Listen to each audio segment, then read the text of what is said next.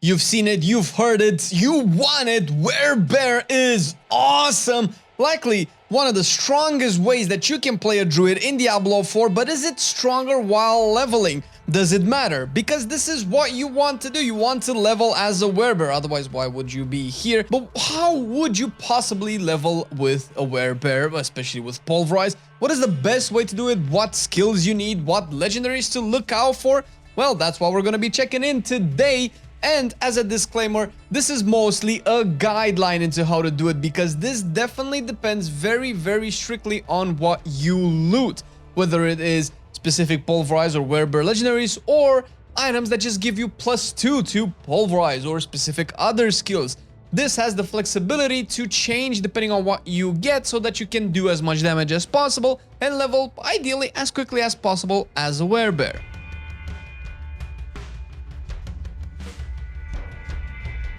A couple of baseline things to keep in mind are the first set of skills. Obviously, if you want to level as a werebear, because fantasy and all of that stuff, you will probably start with Maul, Enhanced Maul, and then Pulverize just to get you through the early levels. Get Enhanced Pulverize and Raging Pulverize for that big Pulverize damage, and being in that werebear for that synergy. Wild Maul is next, and after that you should be able to get your first defensive skills. The one I recommend you take is Blood Howl, an enhanced Blood Howl with innate Blood Howl. This will give you Spirit, which is probably one of your biggest issues early on, not having enough Spirit to cast that many Pulverizes. The good thing about this one is you can also get the Night Howler's aspect from the Forbidden City dungeon and easily get your first legendary if nothing dropped so far. This will give you nice synergy to your Night Howler's defensive. It will let you cast it a lot because it definitely has that cooldown reduction from enhanced, giving you healing, spirit, and crit. After this, you will put 2 points into Pulverize, supposedly that you're leveling for the first time and you don't have the renown point activated. And then you can also swap Maul for Storm Strike. You can do this even earlier if you so desire, but you know, keeping the werebear fantasy alive. Swapping from Maul to Storm Strike, Enhanced Storm Strike, and Fierce Storm Strike will give you the vulnerable effect, which is the earliest you can get a vulnerable effect. Especially good if you have pieces of gear that give you plus damage to vulnerable targets. Vulnerable already gives you extra damage, and having targets get even more from that from gear will just make your Pulverize even meatier. Moving forward, get Poison Creeper, Enhanced Poison Creeper, and Brutal Poison Creeper. This has so many functions. First of all, it does a lot of AoE damage and is really good. It also puts poison up, which has certain effects, certain items. Poison enemies can do less damage to you, or you can do more damage to poison enemies, or things like that. Not to mention that it will unlock further synergies later on. Once you've put these 3 points, max out Pulverize, and then take Neurotoxin for the poison slow. Mostly because there are passives in your toolkit and on your gear that will give you more damage to slowed enemies. And this is how you will get that slow. And lastly, although this is not in this order, another default thing that you would want is the Ursine Strength Key passive. This is pretty much what I would recommend you have as a core for your Pulverize playstyle, and you can probably tell that is fairly bare bones, and this gives you a lot of freedom to choose different style of skills depending on different style of legendaries that you get. Let's move on to the legendaries, which there are a couple that you will definitely want, obviously, for the Pulverize build, and some to keep in mind for multiple synergies. One of the strongest, if not the strongest, is the legendary that makes your Pulverize an Earth skill. This didn't drop very early for me, but it did eventually drop, and it is game changer. The other one would be the one that makes Pulverize a Shockwave, which was recently nerfed because it was the very strongest, and it's still very strong. To synergize with the Earth Pulverize, you'll have a legendary that will give you +2 to your Earth skills if you have Fortified. And of course, we mentioned the Blood Howl crit legendary, the Night Howler's aspect. One other thing that's really good in terms of resources would be Rapid Loop, that gives you, attack speed on your basic skills, or the one that you can also get as an aspect when you're struck as a werebear, you have a chance to get some spirit back. Not literally Pulverize legendaries, but still legendaries that give more damage to Pulverize would be the core skills do more damage per active companion.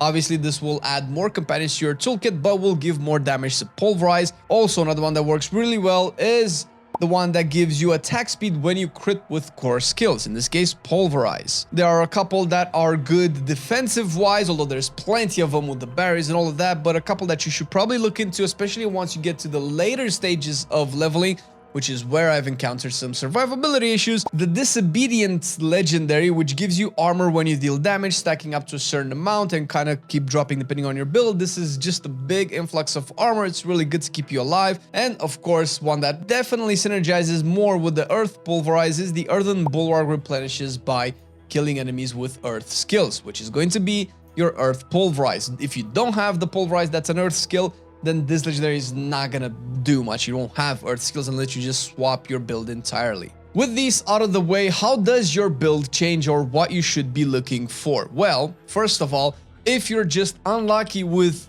looting an actual Pulverize legendary and ideally hoping that you have at least +2 Pulverize on your wrists, then first of all you want to set your boons up as early as possible, but probably not earlier than level 15, especially if it's your first character. You want Wariness from Deer for the damage reduction. You want to bond with the Eagle one to get both Sight Talents and Avian Wrath for the crit. From your Snake you'll get Masochistic for all the shapeshifting, and Wolf will give you Pack Leader to start off. This of course works really well with your Poison Creeper that's pretty much a default at the moment until you'll swap from it later on, and even more so if you have companions. More on that in a second. Once you actually loot the Earth Pulverize legendary, you will want to start taking some passives, specifically the Earth passive Crushing Earth and Stone Guard, and switch your key passive from Ursine Strength to Earthen Might key passive.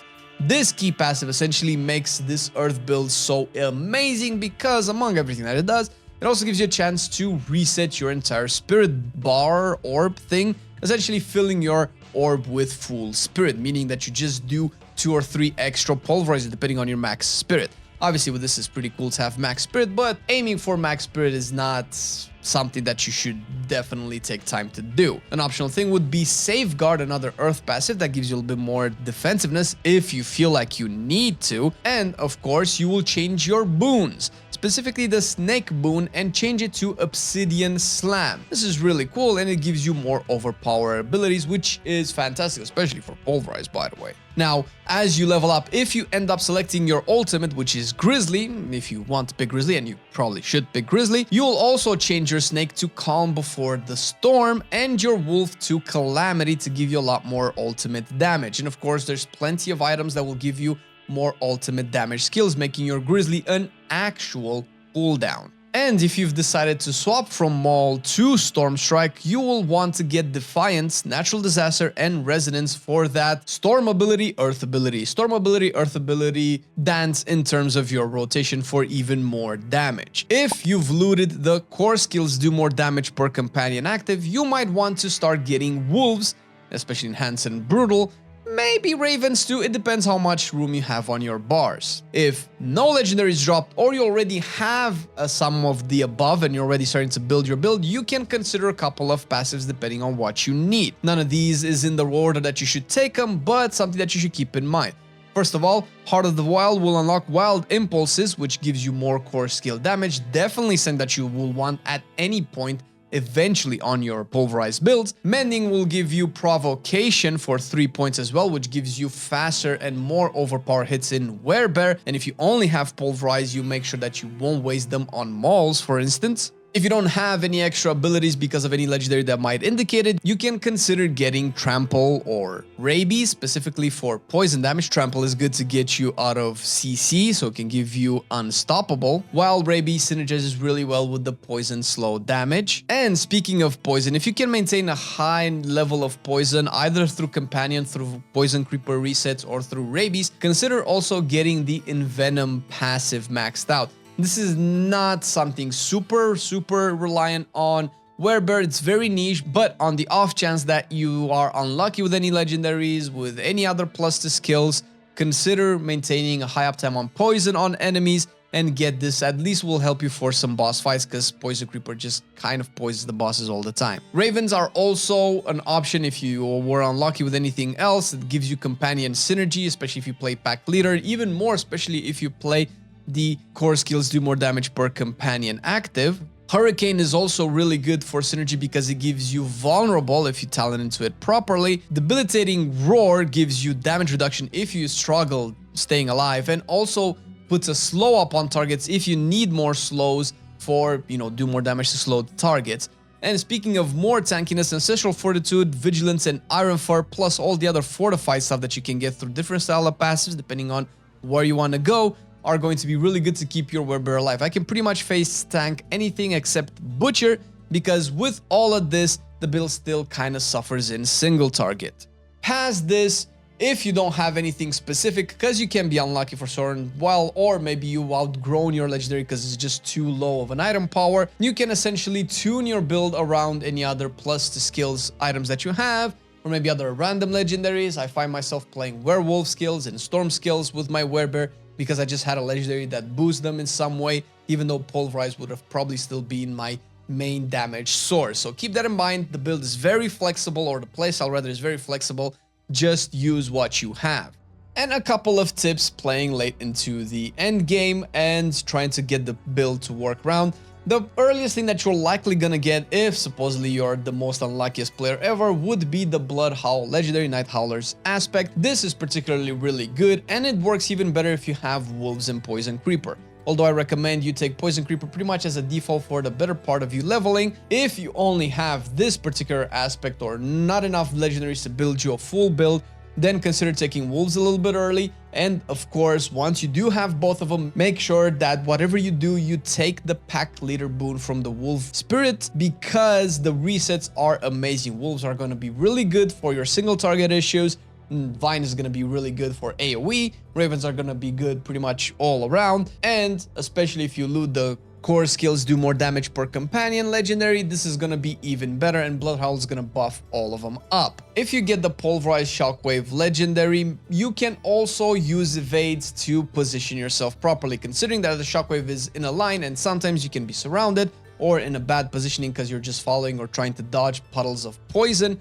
Then you can just evade into a right position and then just slam a shockwave down to make sure that you hit as many targets as possible. If you're playing Grizzly with any other skills like either Blood Howl or Poison Creeper or anything like that, try to pop them before popping Grizzly, because you do have a lot of Grizzly uptime, specifically if you pick the boons that I recommended, and you probably want the benefits of the non-Grizzly skills a little bit early just to make sure that you deal a lot of damage. This is pretty much the playstyle. It revolves around what you pick as options and as skills, and considering that there's so much flexibility with this build, you can probably just be super creative with what you do and figure out how to play from there. Once you get into the early end game leveling, which is level 45s, 50s, unlocking your paragons, a starter point, although this can change based on maybe what you decide, maybe you want to go away from Werebear, I would recommend first of all keeping your eyes open on the Mother's Embrace unique, which drops from Lilith. This is a very good legendary, and if you want this unique particularly because it's really good, you might want to postpone killing Lilith as late as possible, since this unique drops pretty much guaranteed, and it will drop at your relevant eye level, so you probably want to be as higher level as possible, so maybe don't rush the story too much, unless you just want to unlock the end game a lot quicker. But even so, you'll still have to do the capstone, which is not particularly difficult. I managed to do it at level 46, so it was very doable. Another unique, probably the core quintessential Pulverize unique that even late game level 100 builds will probably tell you to get, is the Insatiable Fury chest unique. This essentially gives your Werebear the extra Superman strength that you've always wanted.